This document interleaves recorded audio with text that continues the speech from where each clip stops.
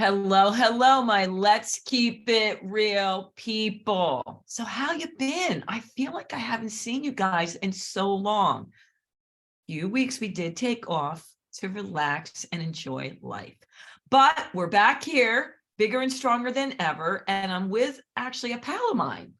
I usually don't get to meet or know the people I'm interviewing, but I actually do know Jim. But before I bring him on, let me tell you about Dr. Walters. Dr. James Walter, Jim, is the founder and president of the Institute for Preservation of Health, IPH. Motivated by the premature death of his father at age 45, Dr. Walter tailored his education to study the factors that contribute toward the development of heart disease. He ultimately completed his PhD in cardiovascular exercise physiology in 1991, which we have to talk about that because I thought it was a different year. He spent the first 10 years of his professional career teaching and developing preventative and rehabilitative cardiology programs in the Philadelphia area. Jim, how the heck are you? I am so good. And that's where we met during the educational process. You know, was it? I'm trying to think, when did I graduate? Because I thought it was after 1991. When you graduated, but you were working on your master's degree while I was working on my PhD. We had the human anatomy course together, which Yeah, but what year was that? What year was that? the year that we had the class together. Yeah. I'm going to say, I'm just trying to think of the curriculum. So I started in 86. So it was probably like 88, 87 or 88. So I told people I better find my degree, that I got my master's in 1994. Okay, unless you stuck around for a long time afterwards, because it took me a long time, to finish my PhD. The research that I did with heart transplant patients just took a long time to gather the information. So my program was longer than some of my other colleagues that were. No, it was 2 years. I remember being in 2 years. So I definitely. So you graduated before that then? Yeah, I got you. All right, before we get off here on a tangent, what's your one word? I ask everyone to tell me one word that best describes your past 30 days, and then why did you pick that word? Inspired. Okay. Inspired. Tell me why. Because there's a lot of potential. There's a lot of challenging things going on right now. And that tends to get people maybe down, maybe seeing the bad side of things. And, I'm inspired to look at those obstacles, if you will, as challenges and see if there's ways that we can overcome them in ways that can make us all benefit from it. And that's what I'm actually about with this whole physical activity stuff. And so I think there's tremendous opportunity.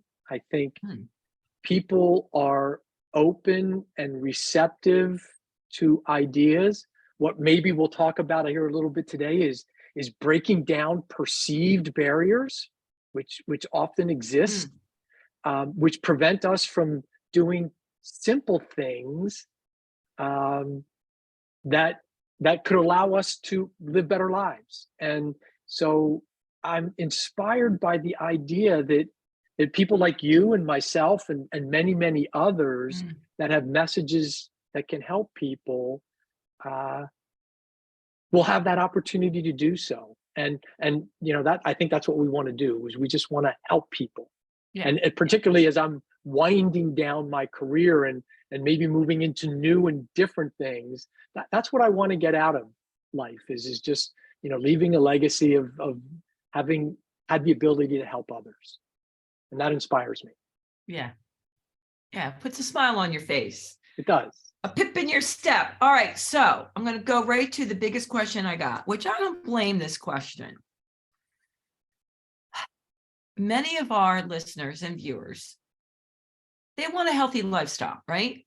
They definitely are out there trying to improve every day, not just mentally, but physically. Most of them mentally, physically, and spiritually. But they're getting very confused. And I get it, because they'll listen to different podcasts and they're like, wait a minute, I thought that's how I had to meditate. Wait, I thought that's what mindfulness is. Wait, I thought that's how I was supposed to work out. Yeah. Wait, and now I'm supposed to eat this. And it's been going on for a while, but with all the information overload, it can be even more confusing. And as one, let me just make sure I quote this young man right. He says, it doesn't seem to me whether or not the information is correct. It's how much I see it on my social media stream, I start believing it. And I get that. Yeah. So let's stick with the main one, working out. Right. A lot of questions came in. At first, I thought I had to do 30 minutes straight of cardio. Then it was, no, you have to move for an hour of cardio. Now people are saying, just get up and move for a minute or 5 minutes everywhere. And then, which I get, it's not about how much time you spent at the gym. It's how did you move throughout the day, which a lot of people are doing standing desks, things under their desks. They're getting up every hour. So many different questions, but the same theme. I was doing this, now I do that. 4 times a week cardio, go lift weights. No, I can get it at home. And as long as I go up and down the steps and do my laundry, I'm covered. So it's a big question, Jim, but I do want to break it down and answer it and get your perspective, because maybe we have the same one. I'm not sure. So big question. Yeah, no, it is a big question. And the one challenge with responding to it is there's no one right answer, because everybody has different things that they're looking to accomplish. Some people are looking to improve their level of cardiorespiratory fitness, okay? That is a different formula than someone who is looking to do weight loss, for example, which may be an entirely different formula for the group that I'm really hoping to reach. And that is the group that does nothing. And here's why I think they do nothing. Okay. If you were to go, say you were to decide that, okay, I don't do much. My activity is built of activities of daily living, which means I brush my teeth, I take the trash out, I go to the mailbox, I get the newspaper, and that's about it. And then you and I, as exercise physiologists, tell this people, and it's supported by, they go through the website for the Centers for Disease Control and Prevention, they'll tell them that exercise requires 150 minutes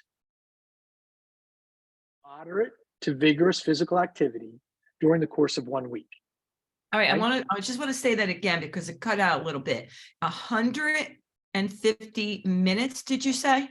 Yes, minutes or more of vigorous. Moderate to vigorous physical activity per week. So you can break that down to 30 minutes a day, 5 days a week, or 50 minutes 3 times a week, however you, that's exercise.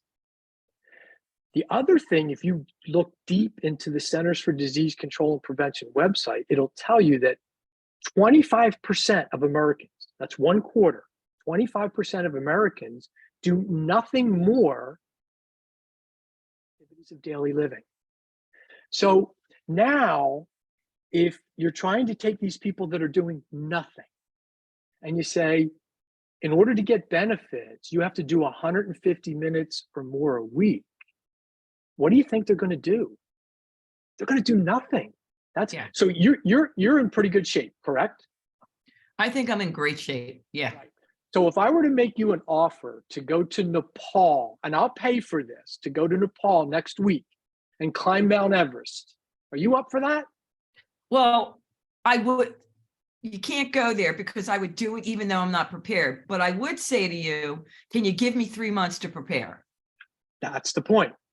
I would want 3 months to prepare. But, you know, I am someone that exercises every day. Right. You know what I mean? Right. Every day. So, And see, that's the point though, is you could do this and you could prepare. But when we tell these people that are doing absolutely nothing to do 150 minutes or more of moderate to vigorous physical activity, their choice is I'm just not even going to get started. okay. So And so go ahead. and so that's where it comes down to your question is we need to get a lot of people, at least a quarter of Americans started. And so that then comes back to some of the questions you got from your listeners is, what can I do to get started? And my suggestion is start to move more. And importantly, a lot of the ideas that I can offer and suggest to people, which we'll probably get into a few of them during the call, is ways that you can do movement without actually having to define a specific time in your day to do it, where you just build it into your day. Yeah. And then you accumulate, because the data or the question that you did ask is right, is that there has been a substantial amount of data to show that you don't need to do the 30 minutes by itself. You can accumulate that in 10 3-minute bouts, 10-minute bouts, whatever it is, and break it up during the day in portions that are more manageable. But during the course of the day, we miss a lot of opportunities to move. And I'll go back to the words that I used a few moments ago, because of perceived barriers. And I'll get into more of that as we go through this. Okay. So I do want to back up there again. I agree that I don't know for sure, but there probably is 25% of Americans who aren't really moving, right? Like you said, they get up to do whatever. But for what I want to focus in on today, because that's what you're going to find here with most of the listeners and viewers, is that's not them. Okay. They are moving, meaning they're doing more than brushing their teeth. So they're chasing their kids around. They're taking their kids to a park. They're doing walks. They're probably doing what you want this 25% to do. You know what I mean? They're up and about. Maybe they could do more, but they're not just brushing their teeth. You know what I mean? They're outside gardening. They may or may not go to the gym. I think, and not that we can't get in, because I do want to home in on what even the 25% could do, but I want to take time to say, for these people that want to be healthy, what is the minimum of movement they should do throughout the day, whether it's going to the gym, taking walks. I know a lot of these people, they specifically have their washer and dryer in the basement so they can move. But what I think is the opposite problem going on is these people are moving because they're doing daily activities, but they don't think it counts, and it does count. It absolutely counts. And so let's home in on that. Like, they want to be healthy. They want to be able to chase their grandkids around. It's not a matter that most of them probably want to lose weight, but let's home in. I want to be healthy. And what should I be doing? Because they're not people that normally are couch potatoes. Yeah. So the fact that they're doing is good. And what I'm just going to suggest and can offer some ideas on is to do more and continue to do more. And I'll make it equivalent to something that we can all relate to, is money, right? You think about when you were a child and your parents or grandparents, gave you that piggy bank, and you put that first nickel or that first quarter or maybe the first dollar into that. Did that thing in and of itself make any meaningful difference in your potential future financial freedom? No, it didn't. Gotcha. Yeah. But then you put that quarter, nickel, or dollar in every day, maybe sometimes multiple times a day, every day of every week of every year of every month. And so all of those things add up to, what we know in the financial world is this compound interest. And the same applies to physical activity. Do more. So if you're already doing great, do more. And I do believe that there's a group of people out there that don't do this structured exercise. So remember, exercise, the definition I gave you a few moments ago, but it's planned, it's repetitive, it's coordinated, it's designed to either maintain or improve our level of physical fitness. But you can get benefits without meeting those standards. So let me just give you two pieces of data. You've probably heard of the Mayo Clinic, right? A very reputable Yeah. healthcare organization.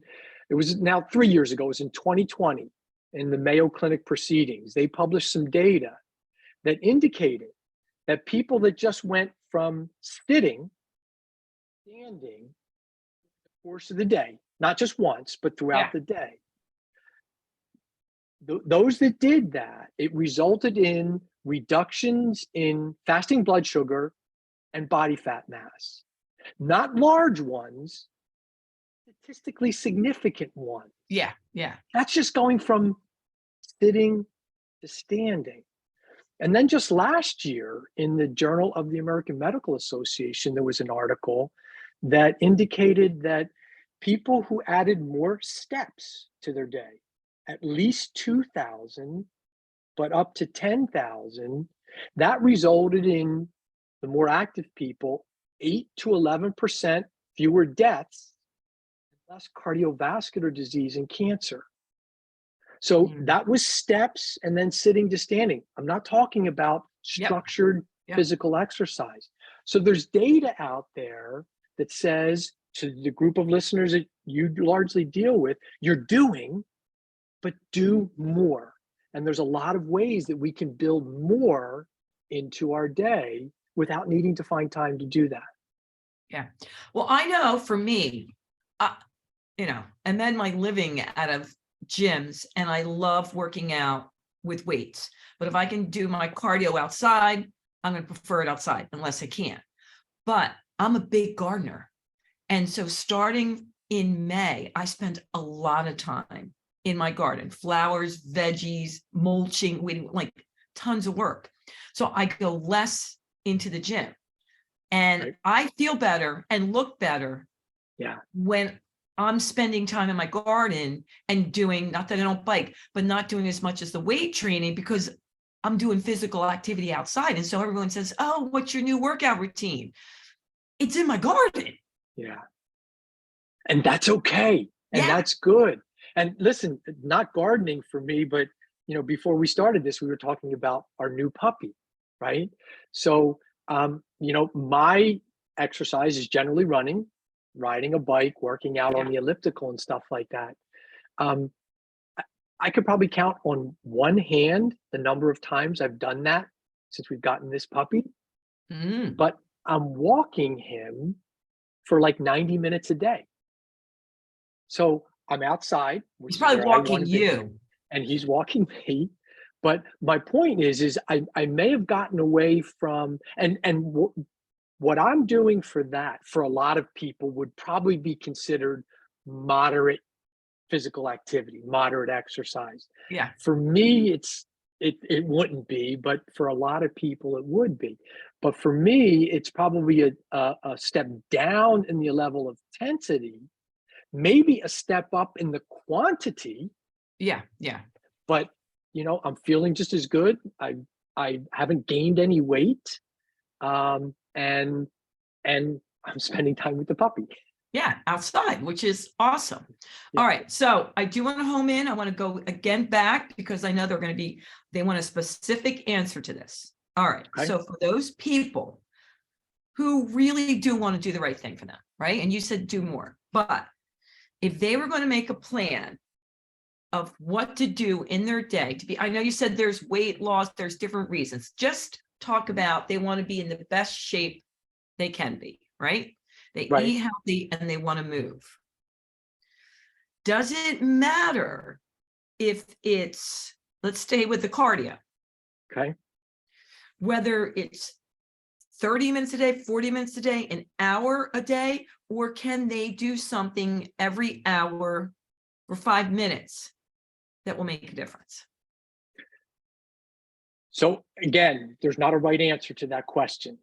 And here's where, and I'm not going to make a plug for the Professional Exercise Physiology Society. I'll make a plug for medicine in general.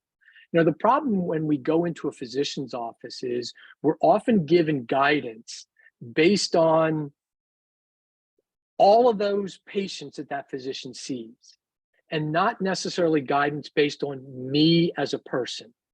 Okay. So that's where it really comes down to me as a person. So things really need to be individualized and customized to the person. That's hard to find. You won't find that on a website because they're going to give you guidance based on everybody. So for people that really want that approach, then you're going to have to find some sort of professional to craft that, because once again, the outcome that you want is going to vary, or it's going to define what approach that you need to take. So I'm all about balance, like what you sounds like you do. We shouldn't spend all of our time in cardiovascular because that helps our heart. We should spend some time with muscular stuff because that helps our muscles. And we need our muscles to do the cardiovascular stuff. But more importantly, muscle is more highly metabolically active tissue.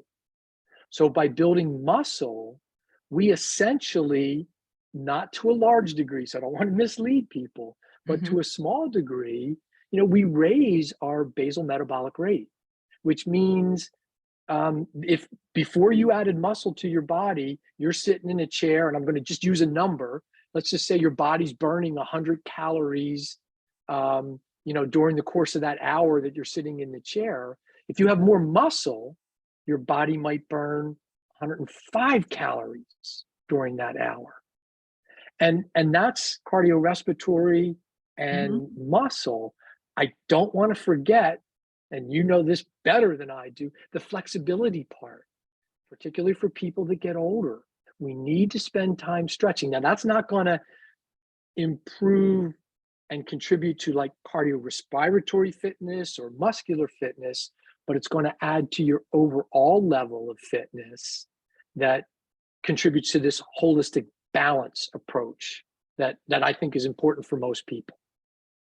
Okay. Yeah, and I do get it. It is individualized, because it's hard to say when people say to me, all right, so I want to sculpt my shoulders. Can you just tell me how to do it? And I'm like, I haven't even met them. I don't even know what they look like. I haven't seen them. I wasn't able to touch their body. So I totally get it. All right. We're going to switch gears here a little bit. And they want to know, what food plan do you recommend for being healthy? Well, let me start by saying I'm not a nutrition expert. We know that, but still know you know enough. So what I've consistently heard and would guide to people towards, without getting real specific, is as colorful as possible. Okay. So if on your plate you're looking at stuff and there's a lot of different colors to it, that generally has more nutritional value. And then the other thing, which I think we all know, is natural stuff. And listen, I'm not the greatest at this either. I'm probably a better eater than a lot of people, but maybe not everybody. But stuff that you can keep in your pantry for 3 or 4 months and then go and eat it and it's still fresh and stuff like that, that's probably not going to contribute a whole lot of nutritional value to your diet. So again, the colorful stuff, and then that obviously translates into fruits and vegetables and varieties, because they're all different colors and stuff like that. It's important to get protein, and if you get that in the form of meat and things, that's fine. I know that there's vegetarians out there that can get their protein in other ways and stuff like that, but it's all balanced. You can read books, and you can read people that go back historically, right, and go back to the cavemen and our early ancestors and stuff like that. And the way we're designed to consume food is really based on what the earth gives us. So if you think about that approach, right, and the earth gives us fruits and vegetables, it gives us fish, right, they're out in the sea. And yes, there is survival of the fittest. So the bigger animals would eat the meat of the smaller animals and stuff like that. But that's really biologically how Yeah. our bodies are designed. Yeah. And that's how we should fuel it. I hope that is enough. It is enough, but I'm cracking up because, and I do think depends on the individual, but I am not a vegetarian, but I love veggies. So I eat Yeah. tons of them, Yeah. as well as protein, but my plate is going to be filled with, all the veggies and salads, and Yeah. even my garden, I can't, oh, I got my first broccoli. But my husband, who lifts all the time, 6'3" Swedish man, if he eats a veggie once a week, it's a miracle. Like, Yeah. it's like, here's chicken, here's pork, and here's steak, and that's his balanced. And Yeah. he's as healthy as can be. So I Yeah. don't get it. He very rarely touches a veggie. Now, he doesn't eat a lot of carbs, he eats Right. lean and mean, but because I take a vitamin, I'm like, oh my, and I'm always trying to get salad in him. And then he goes to the doctor and he's healthy. His blood Yeah. works great. Everything's good. Yeah. Yeah. Isn't that So crazy? yeah, it is. It is. But in part what answers that is, remember, everybody's biology is different, Yeah. right? And we all have different genes and we all have Yeah. different stuff.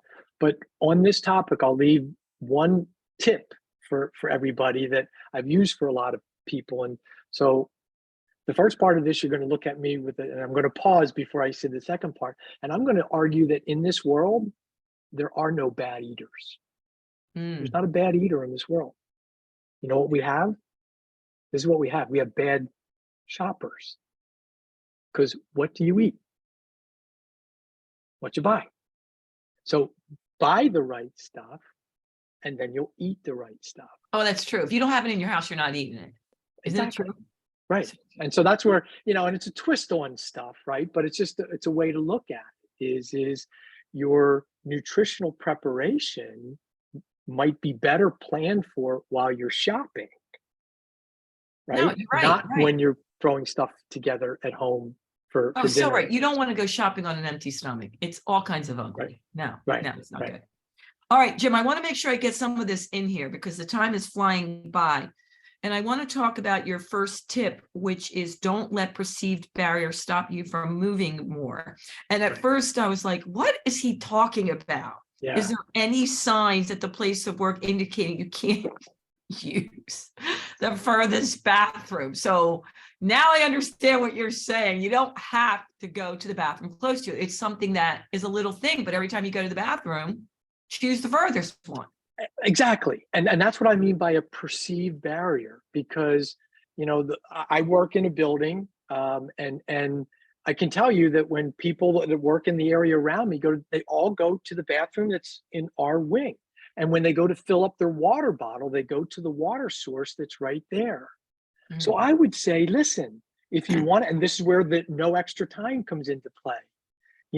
Go to one. We have 4 wings in our building, and they're labeled A, B, C, and D. If you're in B, go to the bathroom in C. Better yet, go to the bathroom in C on a different floor, or go get your water from the water source in C on a different floor. But this is what's perceived. The bathroom is right there, so that's the one that I have to use. Yeah, you're right. You don't think about Right? it. And so you don't think about it, and if you eliminate those barriers, those are the kinds of things that will allow you to add these more steps. Remember, we're trying to get, based on the data from the Journal of the American Medical Association, we're just trying to add more. And then people might say, well, Jim, okay, so if I go to the bathroom one time, and I even clocked it out for me. So from B building to C building, it's 350 extra steps to go through that.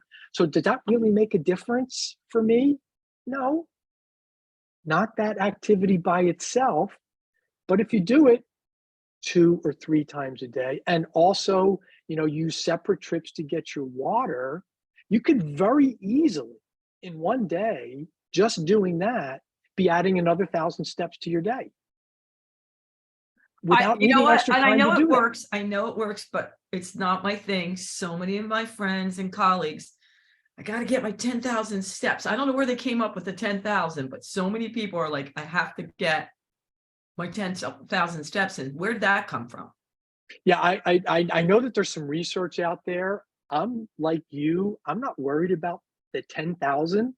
I'm worried about or want people to go from 1,000 to 2,000, Gotcha. and then from 2,000 to 3,000 or 4,000, and then build up. And yeah, everybody at work talks about this. And I gave a little talk to our, internal team, and they're all looking at their watches. And, Yeah, yeah, I've yeah. done all of this kind of stuff. And I'm really about not about those numbers, but it's about doing more. And it's Yeah. about eliminating these perceived barriers that prevent us from doing simple things. One final example about that, and I don't know if you go to many meetings. I'm still in a place where you have meetings and stuff like that, Oh, right? I know. And there might be, 12, 15 people in a meeting, and maybe we're in a half day meeting and stuff like that. And everybody's sitting around the table, and stuff like Mhm. that and talking. And then all of a sudden, maybe one person will get up and stand.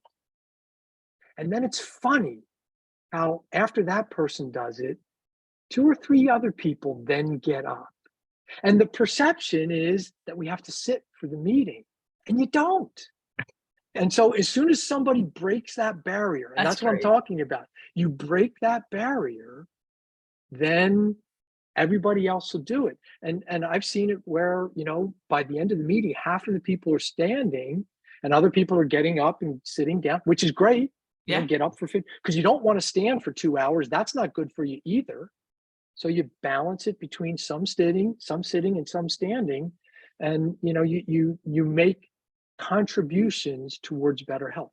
Yeah. I'm thinking about, you said all the people watching, did I get this step in and what did I do? And that doesn't motivate me, but there are a lot of people that it does motivate, because if whatever their goal is, whether it's 1,000, 2,000, 3,000, 4,000, if they haven't reached it, they, like you said, do more, they'll do more Don't to more. reach it. And so Yeah. it is great for a lot of people, It because is. otherwise they wouldn't even be aware. And this makes them aware of whatever their goal is. So now, And, you do you. Look at that watch, go for it, and it comes down to the personalization part of it again. Not only what you do, but what motivates you to do. Yeah. Right. And if it's going to take a watch counting the number of steps you do, then great, get a watch and do it. I do have an Apple Watch. It was a gift for Christmas and stuff, and I wear it, but I don't really track my steps because I know what I do. Well, you already have And that built-in habit. So yeah, you already yeah, created it. So you're yeah, there. yeah, So that's exactly. cool. All right. I want to get this one in because I think it's something like very simple, but who said you don't have to stand up on the phone? Like, why are you sitting down on the phone? No one's seeing you. So I know somebody's at meetings, we just talked about it. You don't want to move in pace because people watching us would be like, whoa. Like some people go, no, I have to get my steps in. Well, not while we're doing this, but on the phone, nobody can see you. Yeah, right. And so, and it's just again all about just doing a little bit more. So Yeah. you're gonna be on the phone. You're gonna call your mother-in-law, right? And Yeah. and encourage her not to be outside today because the thing, the air quality and stuff. Yeah. So, or you're just checking in with her, or a son or a daughter, an aunt Yeah. or an uncle or whatever like that. Why do you have to sit to do that? And I'm not talking about doing structured physical exercise during this period of time. I'm talking about being on your feet and Yeah. just I'll use the word meander. Just meander around your house. And if that includes going up a flight of stairs and then back down, great. Nothing that's going to cause you to get out of breath, but just don't sit. Yeah. And it's going from sitting to standing and then sitting to standing, each time that's essentially a squat, Yeah. right? Yeah. And it's more than you're currently doing. Well, I want to end on this little tip here because it's a big thing with me. We have a park near our house and I am a big kid. Matter of fact, I just want to borrow kids, right? Because mine are grown. And I loved going to the park and chasing around and playing with them.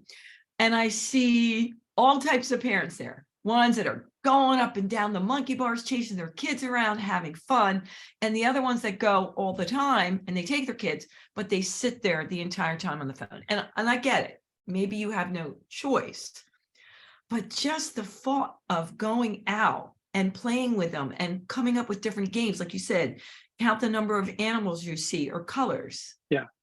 Yeah. Simple things that are so fun. Yeah. And that's not even going to a park. So the way I like to think about that is, we're all busy, right? You have a busy day and then you come home and you've got to take your kids to their soccer or baseball or softball practice. Then you have to find some time to eat dinner. And then you have to find some time to, maybe read a report for work the next day and all that kind of stuff. So when am I supposed to be more active?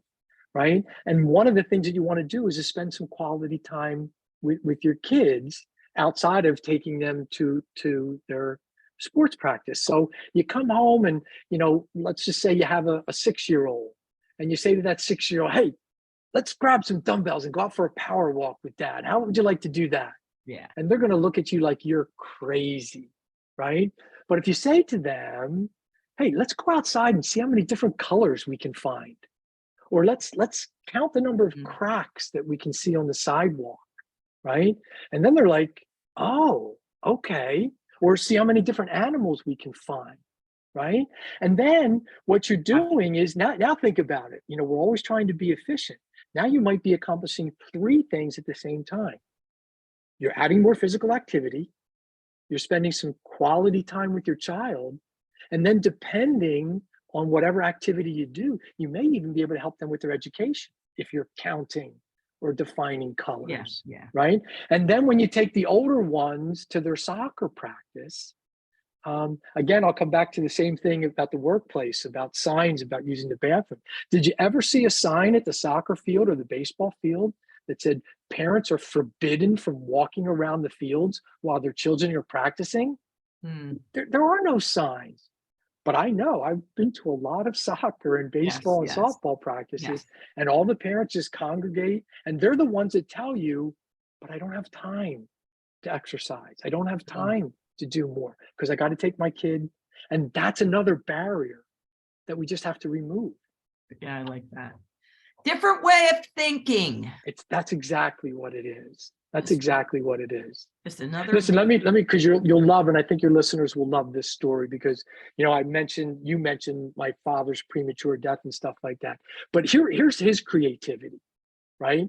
So he loved to fish, and his last boat that he got, he basically did all the work himself. So all he really needed to do was get the boat hull, boat yard. So he got a boat hull. Right now, I know because you've been at least on my boat. Yeah. I don't know how many other boats you've been on, but if you think about a boat hull, what's a boat hull designed to do? It's going to keep water out, right? When you're on the boat. So if something is designed to keep water out, what could it also do? Right? So you know what my father did? He got a second boat hull and he dug a hole in our backyard. And he put this boat hull in that hole and he built a wooden deck around it. And guess what? We ended up with a swimming pool. Now, I say that story because it's just what you said. It's just a different way of thinking. And that's what I want people to do and go about their day. Don't look for ways to be sedentary. Just look for ways to add more movement. I love that he did that. That's so cool. Yeah, that's really good. And that was back in like 1970. Yeah. I could probably make an argument that was the first fiberglass in-ground swimming pool that ever existed in the world. Maybe. It might be. Do you have pictures? I don't. Don't say no. Don't say no. I don't. Because, my mother lived in that house until she Who takes passed away. pictures back then? No one, Yeah. not often. And there are some pictures that probably just everybody the side, so you wouldn't really be able to, because what it looks like, it just looks like a rectangular swimming pool. Yeah. Because the way he built the deck around the boat hole. But again, it's just a different way of thinking. And that's what we need to do in order to build more movement into our day that can then contribute to better health. That's a great note to end on, Dr. Jim Walters. All right, before we go though, tell us every which way they can find you and book you for keynote speaking engagements.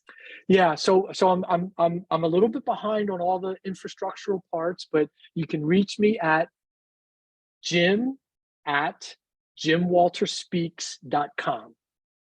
Not AOL.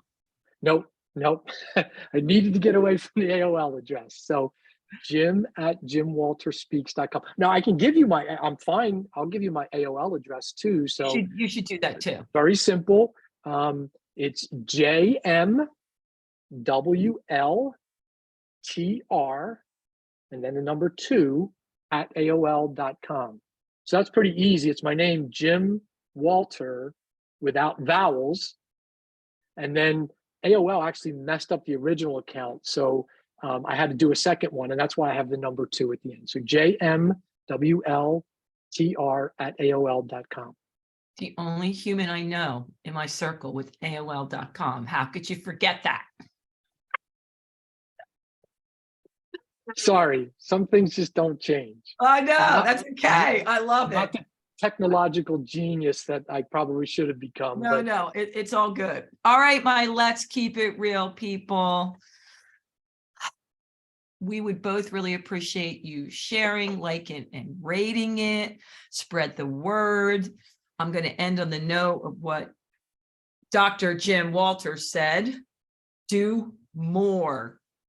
And just look at things differently. Forget those perceived barriers. Who said you can't go to the bathroom on the 21st floor? Well, maybe you can't. I don't know. It could be. You have to be a member, but walk around the soccer field. It'll be a lot of fun. And until next time, you know what I'm going to say. Thanks, Jim, and toodles. Sandy, it's been a pleasure. Thank you.